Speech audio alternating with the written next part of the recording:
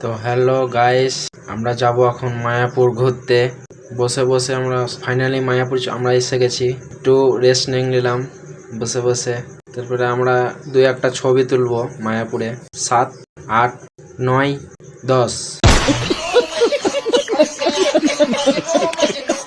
তো আমরা চলে যাব এখন সমুদ্র চান করতে। বসে বসে ভাবছি স্বপ্নতে 1, 2, 3, 4। তো গাইস কমেন্ট করে জানাও ট্যাটুটা কেমন হয়েছে। তো আমরা চলে যাব এখন প্রসাদ পেতে। প্রসাদ দেওয়া হচ্ছে এখানে। আমরা চলে এসেছি। প্রসাদটা সেই হয়েছে, চেটে পুটে খেয়ে নিয়েছি, পাতা শেষ করে দিয়েছি। তারপরে একটু রেস্ট করে নেব, 1 ঘন্টা ঘুমিয়ে নেব এখানে।